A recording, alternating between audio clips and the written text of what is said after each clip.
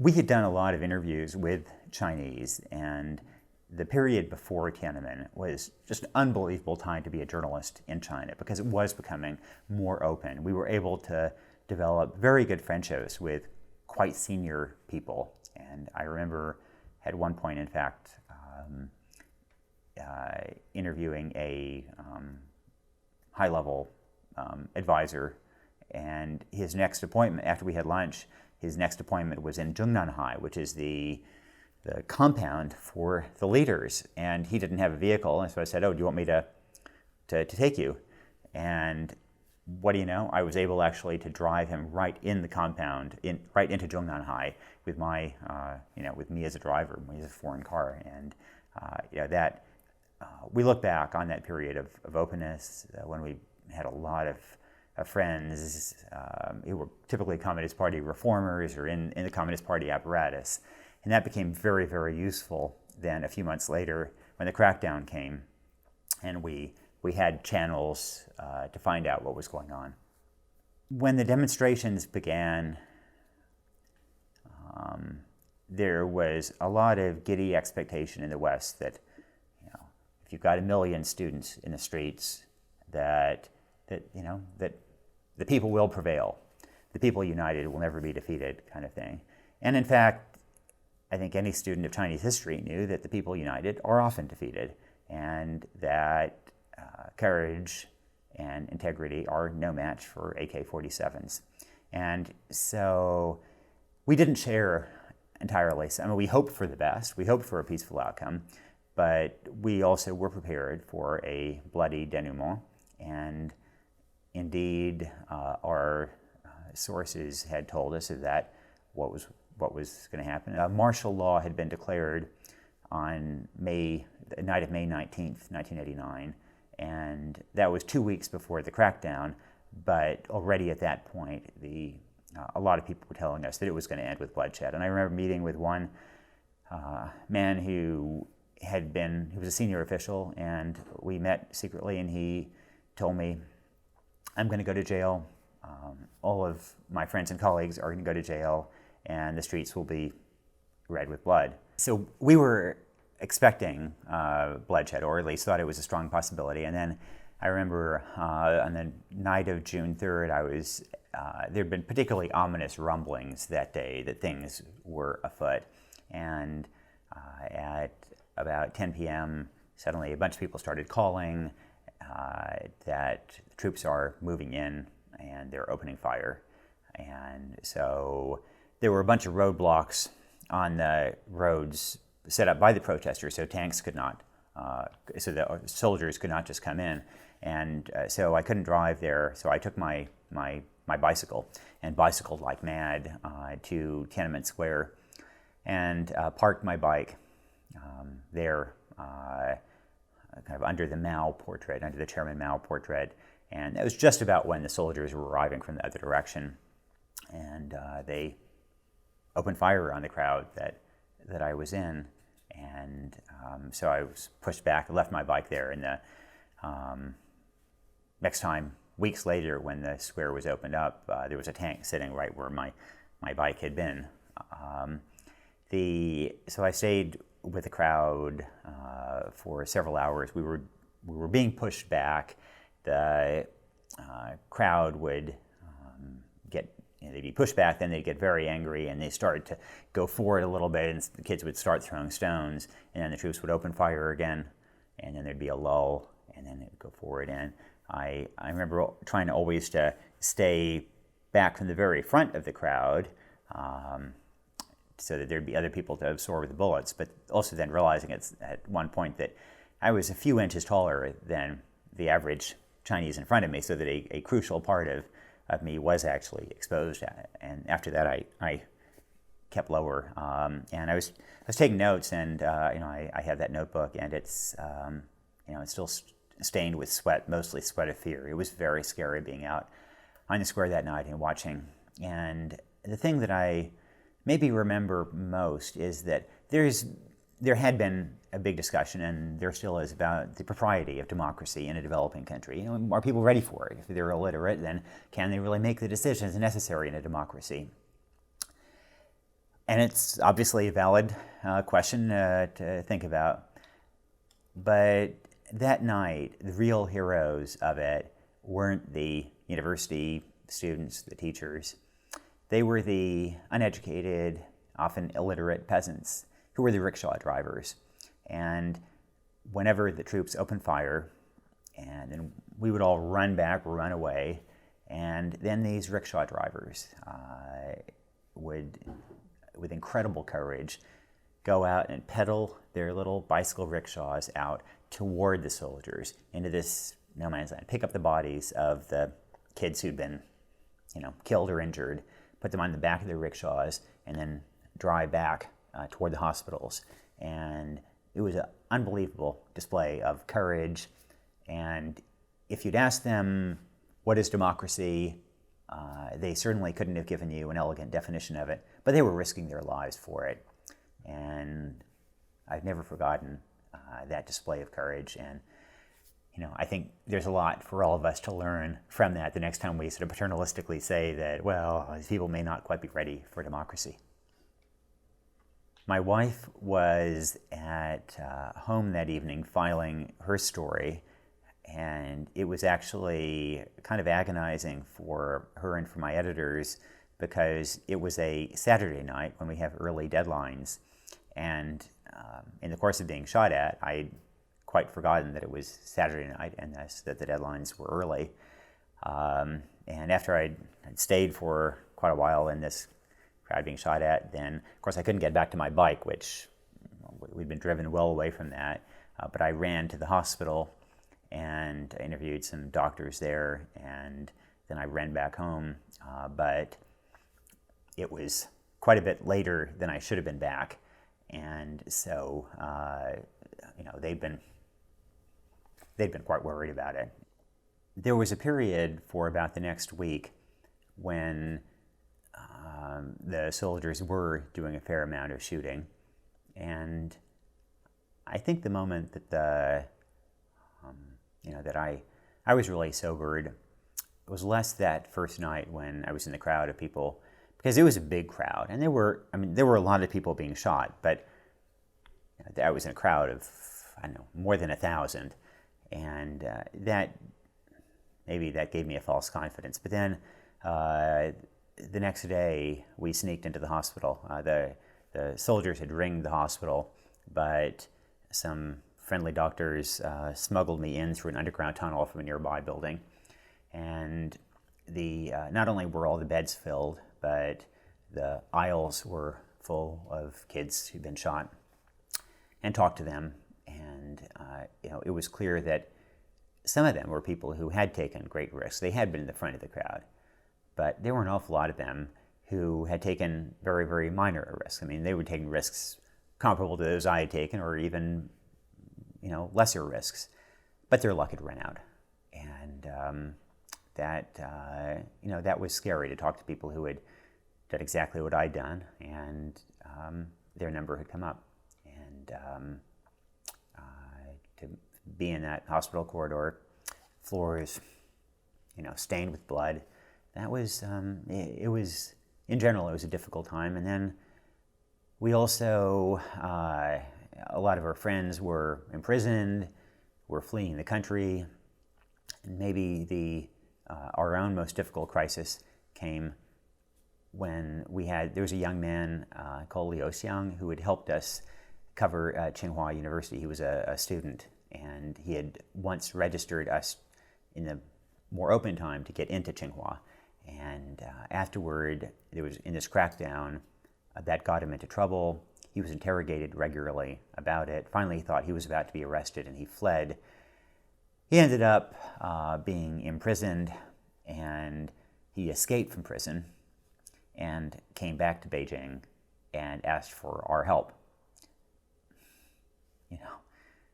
Cheryl and I just agonized over that. The one thing that is pretty clear in journalistic ethics is that you don't help an escaped felon flee the country. And if we did that, we'd be not only breaking Chinese law, we'd be also risking the closure of the New York Times Bureau. We knew we couldn't ask our editors for advice because A, the phone lines were tapped, but B, I mean, they could never endorse us risking the closure of the New York Times Bureau. On the other hand, here's a 19-year-old kid who was in trouble because he had helped us and the New York Times readers. If we didn't help him, he was going to be caught at some point, and who knows what would happen to him. And we just agonized over our moral responsibilities there. It was also a little bit complicated because we worried that this might be an effort to set us up, that it was a time when the government didn't like my reporting and appeared to be trying to kick us out of the country. And it occurred to us that they might have let him out of prison so that he would then compromise us, catch us, breaking law, and then kick us out of the country. And it was an immensely difficult decision. But we finally decided we just had to help him. We helped him in a way with as few fingerprints as we possibly could. He was able to escape to Hong Kong, and I flew down the next day and helped him get to the States. And he is now in the U.S. It was enormously unprofessional, and yet absolutely the right thing to do. It made us feel kind of guilty because Cheryl and I felt, we were delighted that we'd won it, of course, but we'd had an awful lot of help from a tremendous number of Chinese, and we had won this great glory. A lot of Chinese were in prison. They certainly weren't getting any of the credit, and it was kind of difficult.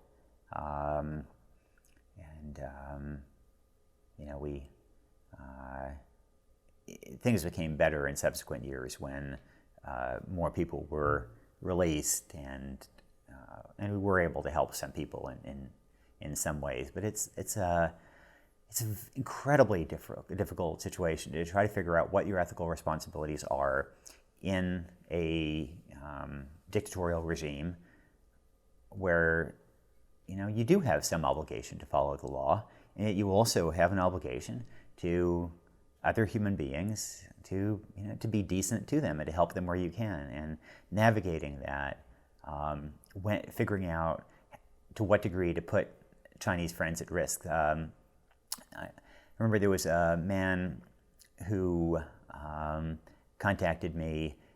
He was involved in the defense establishment. And one of the stories that I'd covered very aggressively was Chinese military sales, missile sales. And he had photos and copies of contracts and other data showing sales by China of certain long-range missiles to Pakistan, which China had denied were taking place. And he had all the goods on it, and he wanted money for these materials. One of the principles of journalism is you don't pay for material. And so we met many times, and I was trying to convince him to give me the material free, and he was trying to convince me to pay for it. But one of the things you do as a journalist, you try to build a rapport with people. And so I would talk about his kids and my kids. And he had a wife and a son, a small son. He had a wife and a small son, and he was doing this so that his son would have a little more money and have better toys and have a better future. And that really nagged at me. And finally, I remember at our last meeting, I wasn't trying to get these materials out of him anymore because I knew that if I published my story, that there was a real risk that somehow the source would be tracked down and then he'd be executed. That's just how it would end. And so I was telling him, just go home, go back, forget about this. Don't try to sell it to the U.S. Embassy or anybody else. Just go home and forget about it. And it was a very non-journalistic thing to do, but I really didn't, having made that bond with him for my own benefit, I didn't want to think about that kid growing up without a father. Journalistic ethics often don't work in the real world, and they have to be taken. They're important principles, but there are times when principles just don't work. And for example, you should obey the law, but not if that is going to lead to the execution of somebody who's helped you. One of the principles of journalism is you don't lie. You never lie. You're in the truth business. In the Congo, I was once caught by a Tutsi leader who was busy massacring Hutu, and I shouldn't have been there. I was very worried about my own safety, and I lied through my teeth to this guy, and I told him that his commander, General Kabila, that his commander had authorized me to be there and sent his greetings. Well, this commander didn't believe a word of it. Why would the commander send me into an area where he's busy exterminating one tribe, but couldn't reach his commander on the radio, and didn't quite know what to do. And so finally, after about 45 minutes or an hour, let me go. It was at some level utterly inappropriate to lie. On the other hand, if you're trying to save your own life or somebody else's, absolutely, lie.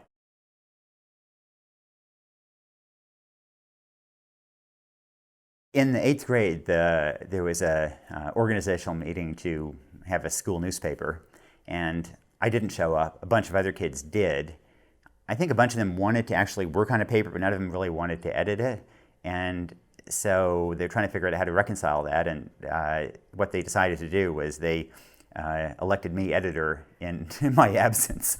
And since I wasn't there to protest, so I became editor. And then I found I really liked it and really enjoyed both the aesthetic of writing and also the ego thrill of the byline. And so that was my beginnings as a journalist. There was a local newspaper that came out initially twice a week, later 3 times a week, called the News Register in McMinnville, Oregon. And when I turned 16 and got my driver's license, then I signed up to write for them. And the editor of it he knew that it's a farming area, that he needed to cover farming, but he didn't know anything about it. And as a result, he couldn't actually determine that I didn't know anything about it either. And so as a high school student, I covered farming in the area. Again, I just found it extraordinary to run around, talk to people, find out about things that were interesting, and then get paid for it. And so that was, a major step along my road to being a journalist. My parents, in general, had a lot of confidence that that things would work out. When I was at Oxford, I happened to be taking a vacation in Poland when martial law was declared, and so all communications were severed. I was in Poland, and a local TV station heard about this and came out to do an interview with my dad. And the story they were looking for was, local family grieves as son lost behind, in martial law Poland.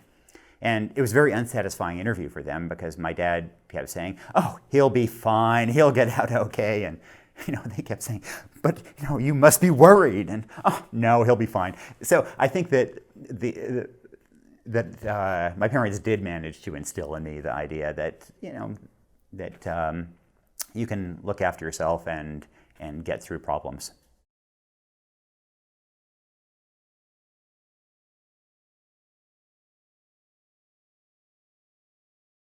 I'd been traveling through Poland partly because I had some relatives there, and then we just arrived in the town of Krakow when martial law was declared. I had worked for the Washington Post as a summer intern, and so I knew that they would want stories.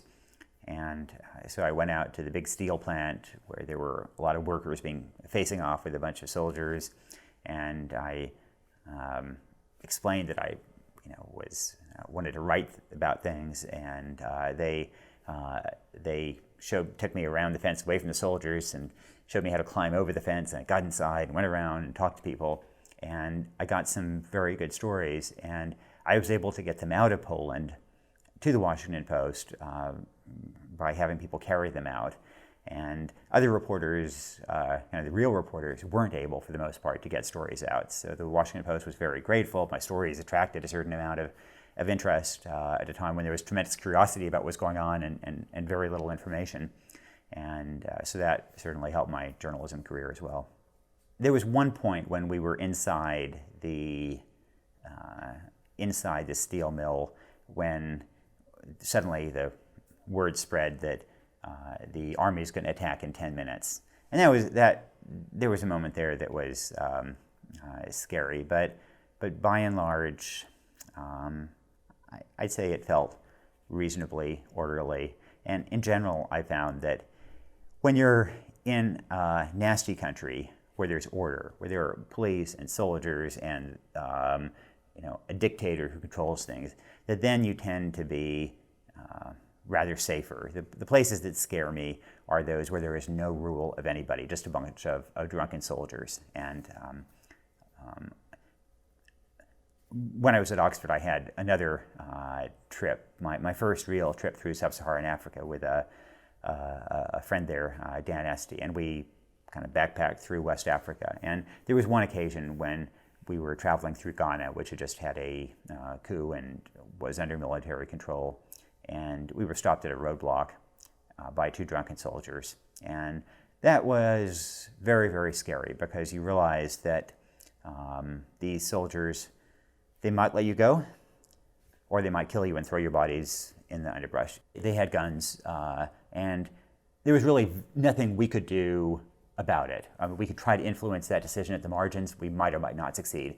And in the end, they robbed us, but they did let us go.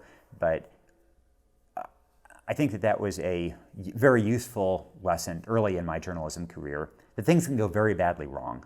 And one moment you can be going down a road and things are perfect, and the next moment you've got some drunk soldiers who just may kill you. And that fear that I felt when they were holding us for maybe 45 minutes or so in the jungle, that has never entirely left me. And that lesson that things can go very badly wrong very quickly, I've always remembered that, and I have tried to use as the lesson of that the need to be as safe as one can in difficult situations. As a journalist, you have to balance the risks against the benefits of getting the story out. And there are times when there is no other way to get the story but to endure a certain amount of risk. But when you do that, you need to go in with eyes wide open. You need to know exactly what you're getting into. I have a bunch of rules for myself that you stop at every village, you ask what the situation is like between this village and the next village. You look for the fresh tire track. If there are any landmines in the area, then you always want to make sure that you go on fresh tire tracks to reduce the risk of mines. You carry a certain amount of money so that if some soldiers with guns want to rob you, that you're no fuss. You give them a decoy wallet or some other money to make them happy, and you just learn to kind of be soothing with unpleasant people. And so there are ways that don't make the risk disappear, but make it more manageable, and then you still have to balance that risk against the benefit of getting that story that may not be gettable any other way.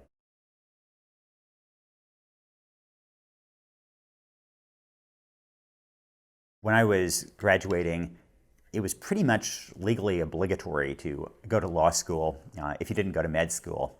It was just the natural instinctive reaction that everybody, if they didn't know what they wanted to do, went to law school.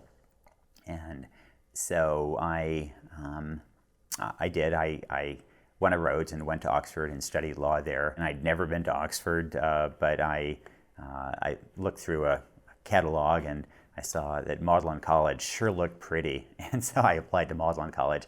And there were a lot of disciplines. I thought about international relations, but as I said, it was sort of intuitive at that point that young people should study law. So I studied law, and I came dangerously close to enjoying it. And so there was some real risk that I would have ended up as a lawyer. Thank heaven I didn't. So I couldn't even take the bar exam in most states other than Nevada without one more year of law school. And so I applied to a one-year program at Harvard Law School and was accepted. And I think I got the acceptance in maybe beginning of May, it feels like. And I had simultaneously, and so that was kind of the route that I would take if I wanted to be a law professor. Now, simultaneously, I had been doing a lot of traveling and had traveled through the Middle East. And in particular had gone, this was 1982, had gone to a town called Hama in Syria, where about 30,000 people had been wiped out as part of a suppressed insurrection. And the center of the town had been completely destroyed. It was rubble, this big, huge, vast area of rubble. And I found some survivors who wanted to tell their story. I couldn't speak any Arabic. They couldn't speak any English or any French, so we couldn't communicate. And that experience really made me think that if I wanted to become a journalist, that one of the key skills that would help in that career would be Arabic language, because so few journalists speak it, yet a lot of things happen in the Arabic-speaking world. And so I had applied to study Arabic in Cairo, and at the American University in Cairo. And the same week, that program came through, my acceptance there came through, and Harvard Law School came through. And the Cairo program would essentially take me toward a career in journalism, I thought, and the Harvard Law School program to a career as maybe a law professor. And so I thought about it, agonized about it, and then decided Cairo sounded like a lot more fun.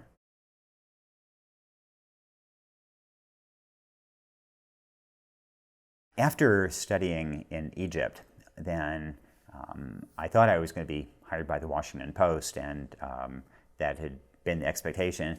And then the Washington Post was going through some internal upheavals, and there was a bit of a turf battle, and so they didn't hire me, and they didn't really make a decision one way or the other. And in desperation, I went and interviewed at the New York Times, and the business editor was an Anglophile, and since I had just recently been at Oxford, we managed to have a job interview that was all about Britain, and fortunately didn't touch on business at all, which I had zero knowledge of. I could never have told him the difference between an investment bank and a commercial bank. But fortunately, he never managed to figure out my ignorance on all these subjects, or frankly, my lack of interest in a lot of it. I pushed every, Anglophilic button I could, and we never actually got to the meat of the interview before his next meeting. And so he decided then to hire me. And then the various other editors at the Times assumed that he had vetted me about business and economics, and so they didn't vet me on those particulars. And so then I was hired, and I remember in one of my first articles, I had to do something about an investment bank, and I remember going up and asking one editor, and I said, what exactly is an investment bank? And the person was horrified. Who have we hired? But at that point, fortunately, I was already on the payroll. I was assigned various stories in which editors desperately tried to train me in business. And I remember at one point, one of the editors wanted me to do a corporate profile of Harley Davidson. Here's this sort of nitty-gritty company, talk to everybody. And then I remember the people I interviewed about it included the Hells Angels. And the editors were, I think, half bemused and half horrified that the Hells Angels were being quoted in a New York Times business profile. But so they partly gave up on me, and then partly they were looking for a reporter to send to Hong Kong, and I was well prepared to become a correspondent in, say, West Africa or in the Arab world. I was totally unprepared to go to East Asia, and this being a classic bureaucracy, that's where they sent me to Hong Kong. Initially, my mandate was to cover half business and then half international affairs, and I did that for a year, and then they decided they didn't really like their Beijing bureau chief, and I had filled in for him at one point and had acquitted myself honorably. And I was in the neighborhood, so they sent me on to Beijing. The move to Hong Kong was actually it was extraordinary because my wife, Cheryl Wudun, we had been going out in Los Angeles, but one of the real impediments in our relationship was that I was interested in going off to Africa or the Arab world, and that seemed to be where the Times was pushing me toward. And she is Chinese American and wanted to go out to Asia and was the following summer planning to go out to Hong Kong. She was working for the Wall Street Journal in Los Angeles. I was working for the New York Times in Los Angeles, both covering business. So we couldn't talk about anything that either of us was doing, which made a sort of complicated romance. And then, so we went out for the summer, and then we thought we would each be heading in toward different continents. And then a few weeks later, lo and behold, the Times decides to send me out to Hong Kong. And so that rescued our romance, and it became much more serious after that. And then we married when we were just on our way to Beijing together. And then she began working for the New York Times as well. And so we were the New York Times couple. There were some people who thought it wasn't an ideal arrangement, that if you have the most populous country in the world, that should it really be covered by, for the most important newspaper in the world, by two people who, share pillow talk. And, there is a real question about that. On the other hand, I think we frankly did a pretty good job, and I think we complemented each other pretty well.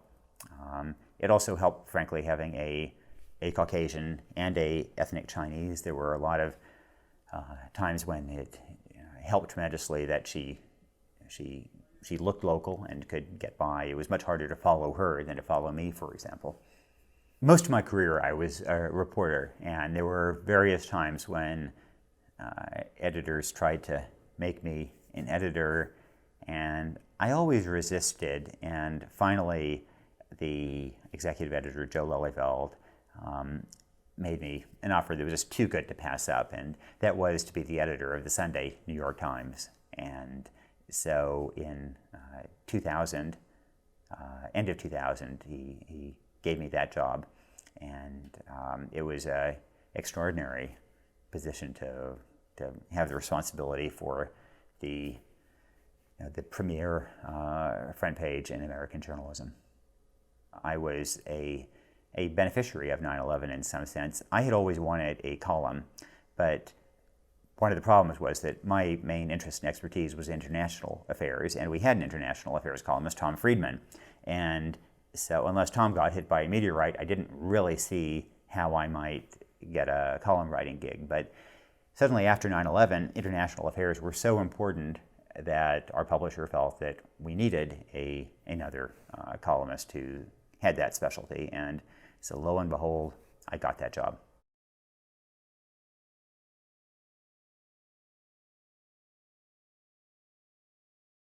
At the beginning of 2004, I'd heard a lot about refugees being driven out of their homes in Darfur. They were arriving in Chad, and I didn't really know whether to believe it. A lot of things in the aid world tend to get exaggerated, but I had another story that I wanted to do in Chad anyway, so I thought, well, I'll go there and check it out. And I got to the border of Chad and Sudan, the Darfur area, and I couldn't believe what I was seeing. I just couldn't believe it. And in particular, there were a lot of people who had been driven out of their villages and were hiding, and I was able to find them and talk to them. They were hiding from the Janjaweed militia, the Sudanese-sponsored militia. And in this area, it's very arid, so there's not much water, and there are wells that are quite infrequent. And these families, of course, had to get water, and if men went to the wells, then the Janjaweed would shoot them. If women went to the wells, the Janjaweed would rape them. And what these families were doing was they would take their little kids, their 9, 10-year-old kids, with a couple of donkeys and send them several miles through the desert to the wells to load up with water, because the Janjaweed in general would leave the kids alone. But watching these families in utter agony as they would send their little kids across the desert to the wells, wondering if those kids were going to be okay, left an unbelievable impression on me, partly because my kids were at a similar age, and I was thinking, I couldn't imagine sending my kids into that kind of danger, and yet, if you didn't, then the whole family would die. And that image really haunted me and led me to go again and again. It became pretty clear quite quickly. On my next trip, I think was the moment I realized really the scale of what was going on. I arrived at a place hundreds of miles from that first trip on the Chad-Sudan border. It was an oasis, and so there was water. And there were 30,000 people who'd been driven out of their homes and were sheltering in this oasis, getting no help from anybody. And they were just sitting under trees in the shade, sort of one family per tree. And I did what a reporter does. I went from tree to tree. And the first tree, I met a man who'd been shot in the neck and in the jaw, and he'd been carried by his brother 49 days to get to that oasis. Next tree, right next to that, there were two little kids whose parents and siblings had been killed. They were left alone. Under the next tree was a family. The men had all been slaughtered in that family, the parents thrown in the village well to poison the water. Under the last tree, a woman who'd been gang raped by the Janjaweed for a week and then scarred to stigmatize her forever as a rape victim. And what really got to me was these were 4 trees right next to each other. And as far as I could see in every direction, there were more trees, more people under them, with stories just like that. And it was really at that moment that both the brutality of the atrocities and the scale of the atrocities sank home to me. And if you had told me then that Darfur would now be a household word, I would have been astonished. But if you had told me that Darfur would now be a household word, the president would have called it a genocide, and yet we would still essentially be allowing it to continue, I would have been even more astonished and depressed. When you go into Darfur or Eastern Congo or any of these places, you see the very worst of humanity, but side by side with it, you see the very best of humanity. You see these unbelievable aid workers who are risking their lives to save other people.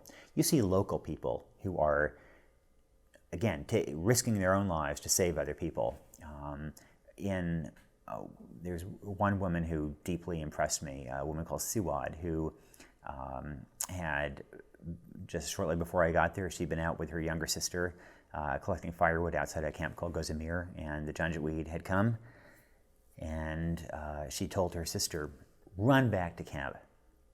And then she made a diversion of herself and ran very ostentatiously in the other direction so the Janjaweed would see her, and they did. 8 of them gang raped her, beat her up very badly, but she saved her younger sister. And you see that kind of courage and that of the doctors, and it really, you come back from a trip maybe feeling perhaps even modestly reassured about the goodness of humanity, as much as you may be despairing about the depths to which humans can sink. The thing that is most frustrating is these runaway bride stories. Some white woman runs away from her wedding and, instantly coverage all over. And meanwhile, you have hundreds of thousands of people in Darfur dying, and they don't get any attention.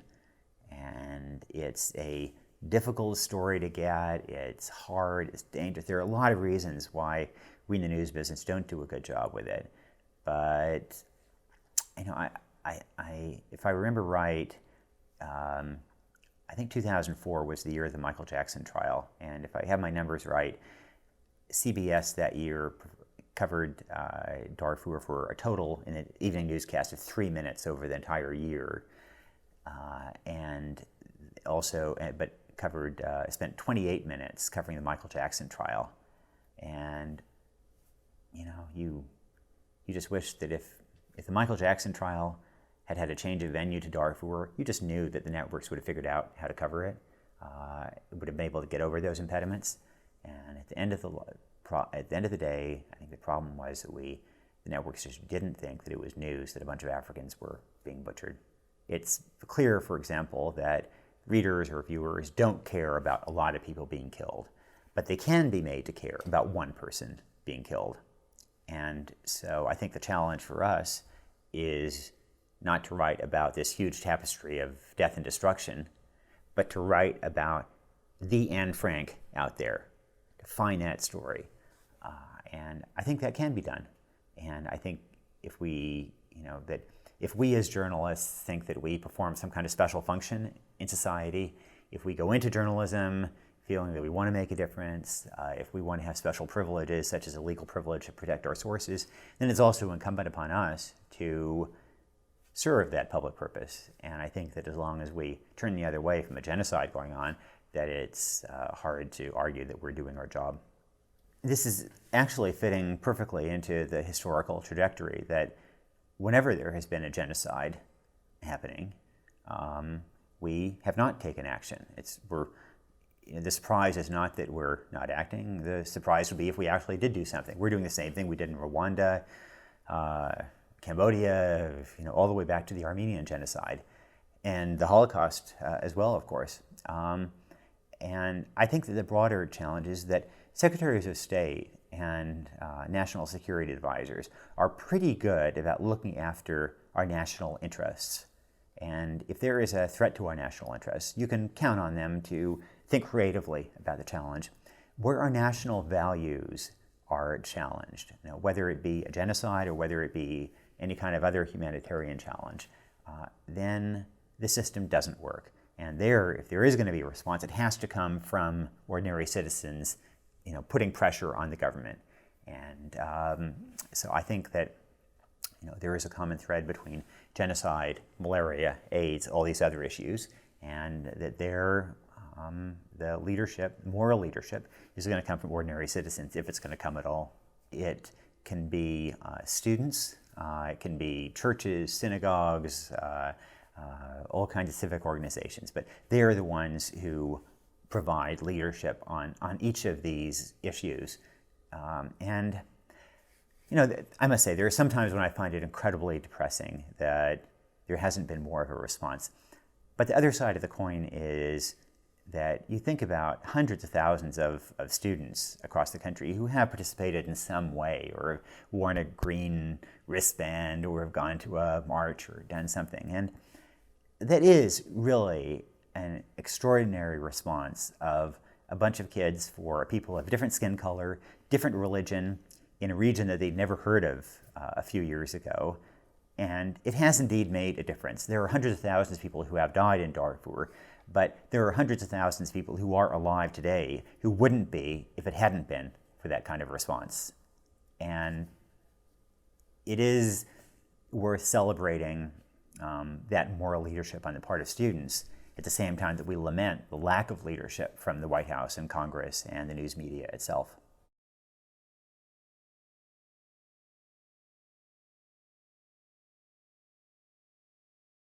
Sex trafficking had been an issue that had bothered me a lot, and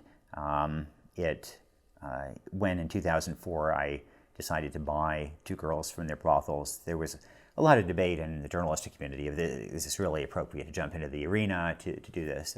The backdrop for that, which maybe I should have talked about more, was that earlier, I think in 1996, I had gone to Cambodia to write an article, and had spent one long afternoon in a brothel with two girls, a 14-year-old, a 15-year-old.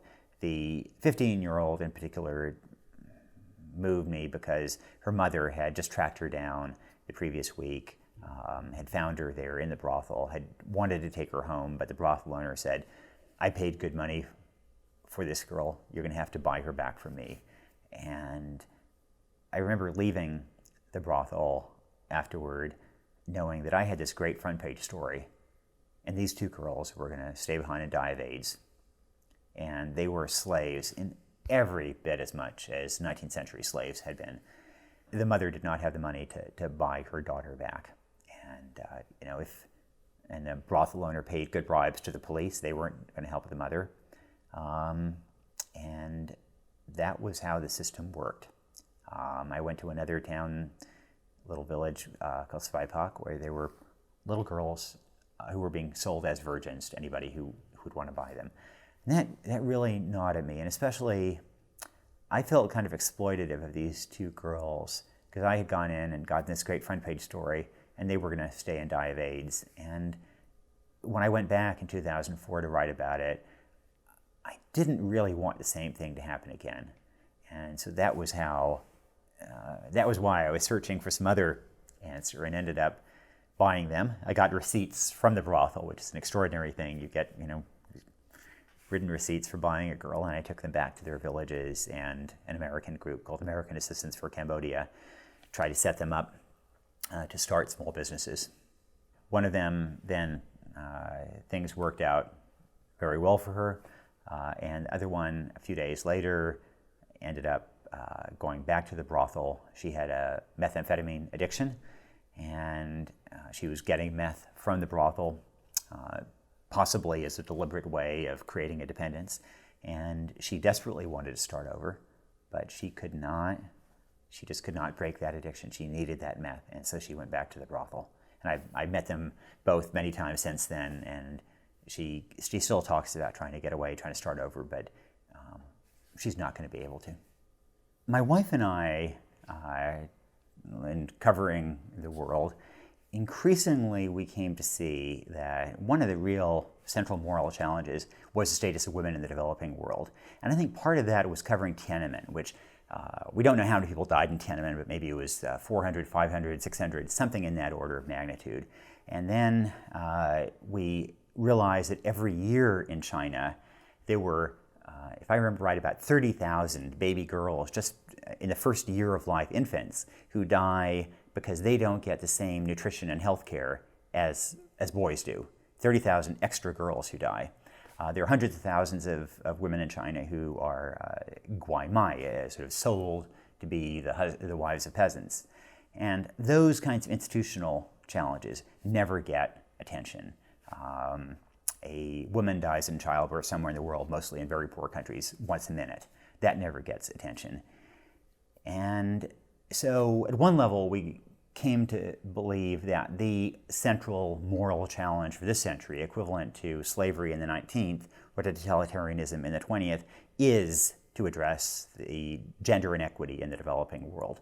But secondly, as a purely practical matter, if you want to address poverty in the third world, you have to do that by educating girls and giving them a role in the economy.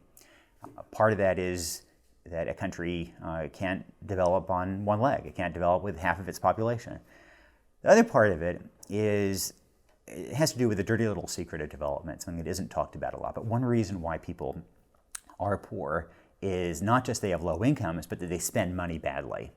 And if you look at the poorest families in the world, people who have incomes of less than about $1 a day per capita, then they spend about 20% of those incomes on a combination of alcohol, tobacco, sugary drinks, extravagant festivals, and prostitution.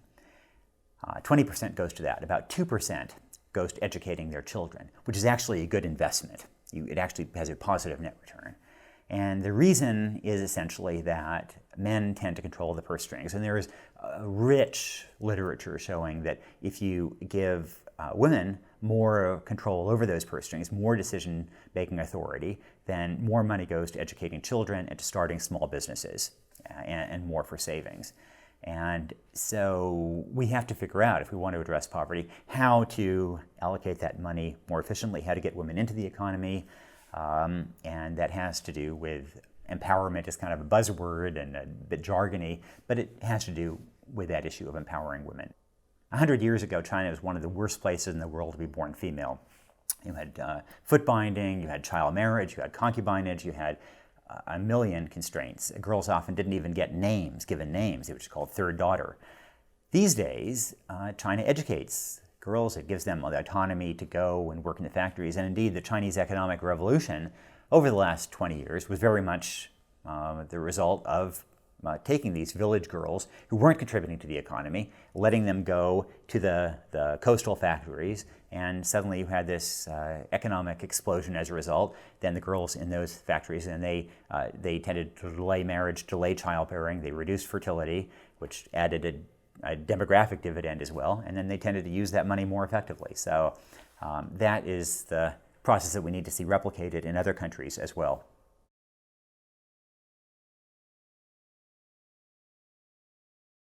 My dad's an immigrant. He was born in an area that is now the Ukraine, but at the time he was growing up was Romania. He was born shortly before Versailles when it was Austria-Hungary. And if you ask my dad where he's from, then he says Romania. His sister would say, oh, I'm Armenian. And his brother would say, I'm Polish. And he spoke to his sister in Romanian and to his brother in Polish. So they were kind of a generally sort of wonderfully complex family. And my mother, her family had been in America forever.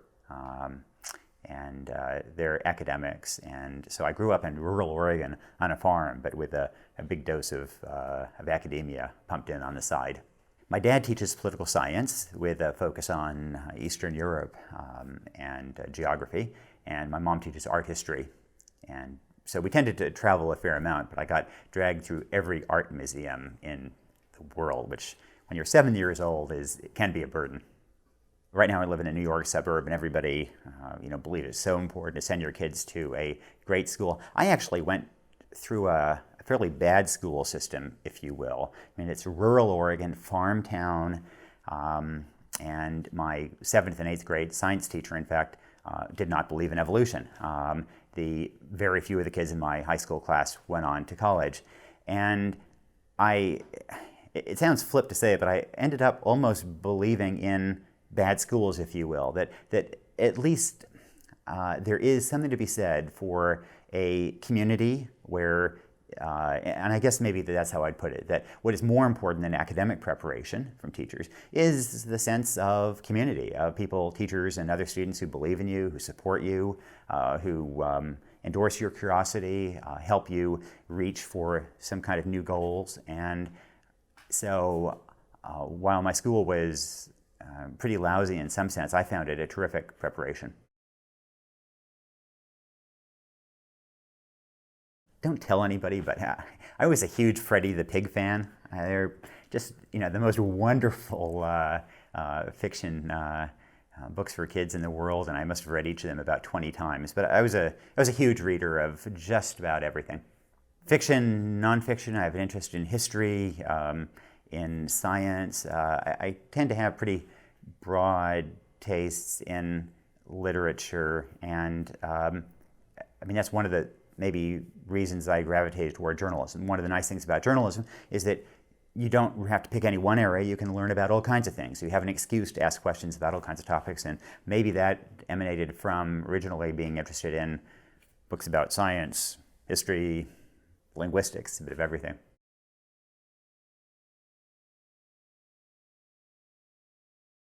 Yamhill is a little farm town, and there were about 500 people in it, and in fact, we live on a farm 4 miles away from Yamhill. We have a cherry orchard. We have pie cherries. So if you like pies, then our cherries were sold to Mrs. Smith's Pies and still are. So eat your Mrs. Smith's frozen cherry pies. And also at various times we had cattle, sheep, and hogs, a little less successfully, geese at one point. Our farm used to be a bit of a joke in the area because for example, when we were deciding what livestock to raise, we did what professors do. We went and got out a bunch of books from the library about animal husbandry. And the books that we'd written strongly recommended sheep, because sheep can get more grass out of a given acre than cattle can, or other animals. You don't have to feed them others. So we ended up with sheep. And one of the books that we got on sheep raising recommended Corriedale sheep, which is a breed used in New Zealand. Well, what we didn't notice was that the book was actually published in New Zealand. And it turned out that Corriedale sheep are essentially unsuited because they're used mostly or largely for wool, and there's really no wool market in the U.S. And in addition, the area we were raised in, where we were raising the sheep, has a lot of coyotes. And so the coyotes immediately decided we were essentially serving them lunch. Well, so we got another book on how you deal with this, and the book recommended a breed of dog to protect sheep called the Kuvas, a Hungarian guard dog. So we spent quite a bit of money buying this Kuvas to protect our sheep. First thing the Kuvas did, it ate one of our sheep.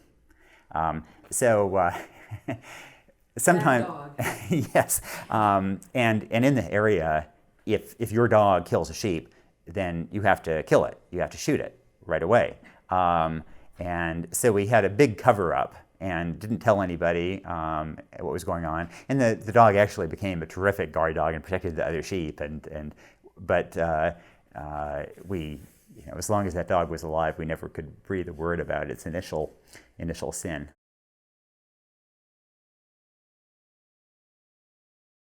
When I was applying for colleges, I really didn't have much basis to figure out where I might go. Stanford was, for some reason, in my mind. That's a West Coast school, and so I always sort of thought, well, I'll apply to Stanford as a good university in the region. And when I was applying, I thought, well, I can't just apply to one out-of-state school, and so I also applied to Harvard and to Princeton. And I didn't really know what I was doing. I'd never seen the Harvard campus before I applied, or Princeton. But I think that at the end of the day, I was basically a beneficiary of affirmative action. That Harvard wanted clueless farm kids from rural Oregon, and I fit that bill perfectly. And so I was able to parlay that. And I arrived at Harvard, not really having much idea where I was or what I was doing.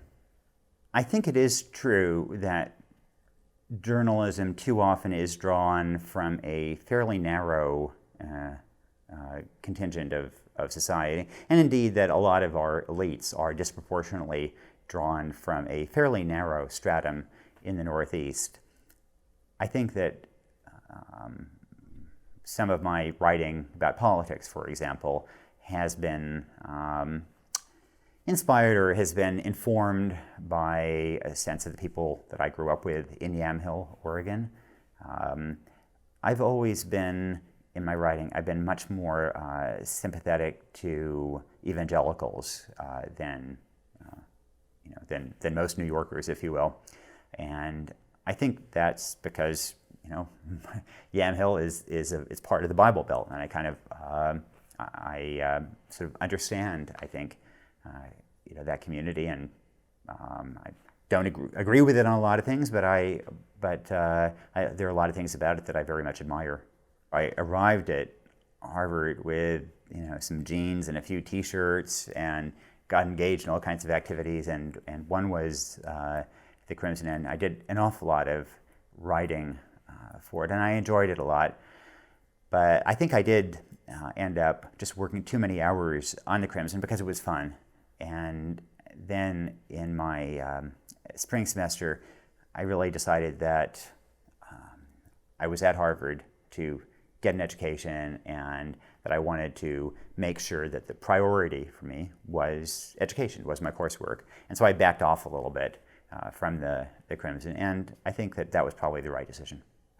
This was the period of the rise of Reagan, and I think a lot of people in the Northeast, a lot of people at Harvard, just couldn't understand the popularity of Reagan. Just, what is about? How can it be that he would rise like that? And coming from Yamhill, I knew exactly what kind of people were voting for him and why, and there were. So I think that experience, that background, helped a lot. And in general, I think that one of the mistakes of American education is that intellectuals tend to be intellectually curious about Hinduism, about all kinds of things, but don't tend to be intellectually curious about kind of mainstream America, if you will, about a blue-collar life around the country. And I think that we need to figure out ways for the education system and for elites to connect with that sort of touchstone of real America.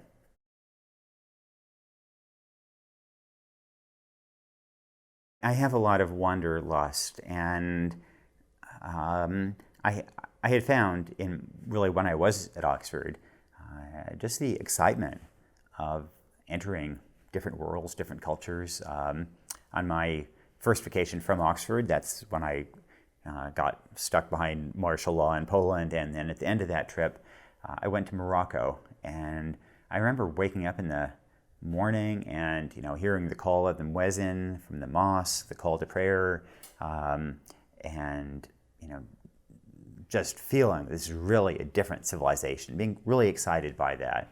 And so I tended to do a lot of traveling from Oxford, and I found it in many ways a better learning experience than anything that I had done in a classroom. And that was one of the attractions of journalism, the sense that if you want to learn about the world, that one of the best ways to do that is journalism rather than through the academic route.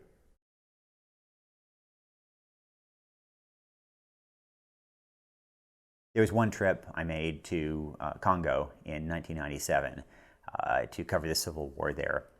The UN had agreed to fly in a bunch of reporters. They didn't want to use one of their own planes because it was a war zone, but they found a private plane and a Texan pilot, a wild and crazy Texan who had been flying drugs in from Colombia into the US at 100 feet above sea level. And finally that got too hot for him, so we relocated to Africa to fly into war zones for anybody who would pay him. And we ended up crashing. We ended up being in a plane crash flying into the Congo, and that was scary because we knew we had about 20 minutes when we were losing control of the plane, lost hydraulics. You couldn't dump fuel because you dump fuel with the hydraulics, and then finally we crash landed. I was okay, but then I thought, well, maybe when I leave the Congo, I'm not sure I want to, fly with some crazy pilot again. And I looked at the map, and there was a road going out that had recently been repaired by one of the rebel armies to go in. So I thought, I'll drive out. So I hired a vehicle, and we tried to drive out that way. This road was just in the middle of nowhere, no nothing, 3 wars going on, 3 different rebel armies, fighting their way along this at various times. I had just returned to Tokyo, where I was based. I had just returned to Tokyo, and then in the evening I felt classic symptoms of malaria, a fever and cold sweats and kind of aches, and given the circumstances, I knew that it must be malaria. So I called up our Tokyo office manager and asked him, and I said, I think I'm just coming down with malaria. Can you just try to check around what hospital in Tokyo might be able to treat malaria? And he said he would do that. Well, half an hour later, I hear these sirens in the distance, and they come closer and closer, and I see them, stopping at my building. And a little bit later, there's a pounding on the door, and these guys in these biohazard suits come up and they say, is this where the person with the tropical disease is? And things had gotten a little exaggerated, and so they took me off to a hospital that evening, but the person there at night had no idea how to treat malaria, and they sort of looked at me and decided, well, I probably wasn't going to die overnight, and told me to come back the next morning. By that point, the biohazard guys had disappeared, so I had to walk home. It was a wild time. Actually, malaria isn't so bad because the ratio of sympathy to suffering is pretty good as diseases go. I wouldn't recommend it, but it's not particularly to be feared as long as you've got the money for the medicine. If you are wealthy, then you have a little pill, Lariam or Mefloquine, and you take that, and normally you get better pretty quickly, and that's what happened with me. I was hospitalized for about a week, and I was okay. The problem is that if you're anemic and generally your defenses are depleted, and you can't afford $10 worth of medicine, as happens in much of the world, then you die.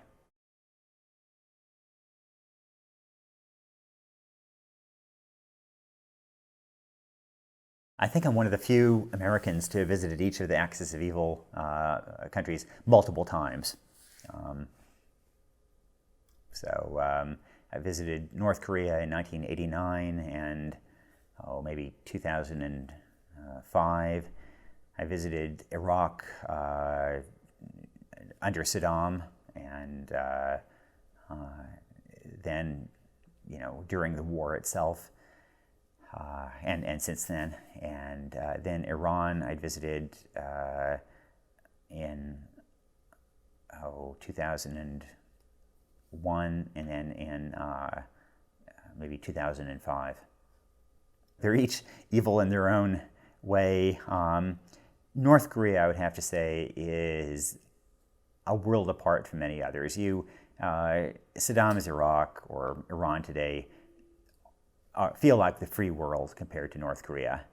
North Korea, there's no country, I don't think, in history that has ever been like it, because it marries complete totalitarianism with modern technology. And for example, you go to any home and there's a speaker on the wall. And the speaker is, it wakes you up in the morning with a patriotic word of what's happening, and it puts you to bed at night. It completely controls you. The radios in North Korea, they don't have a dial that you tune. They have preset stations. So you can listen to this station or that one, but you can't tune it yourself. Everything is just completely and utterly controlled in a way that I have never seen remotely in any other country.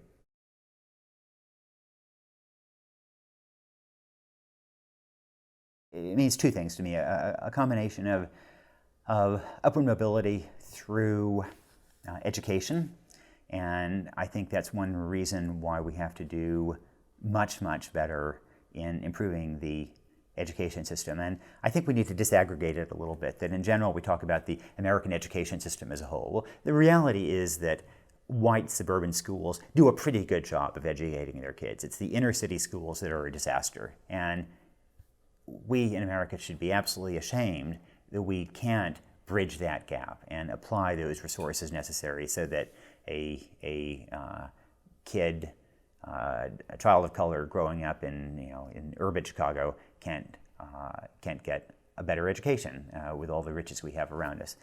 And the second part of that, I think, is empathy, that it's so important that kids growing up and that all society has some empathy for those who are less advantaged. And it's often hard to figure out how to address these problems, including education. But you can't begin to address those problems unless you have some empathy for those who are less advantaged. And I think that with that combination of education and empathy, we can hugely progress in the quality of life all across the country.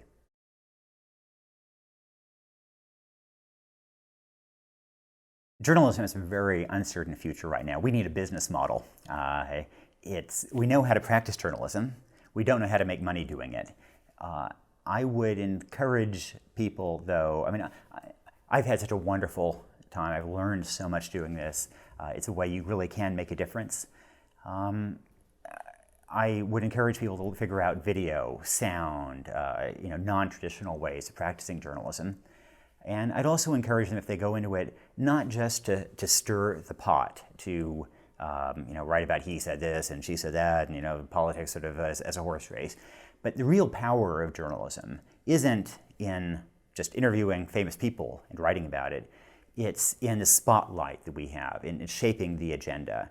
And the power that I think we should do more with is to highlight issues, illuminate things that aren't getting the attention they need. That would be my advice.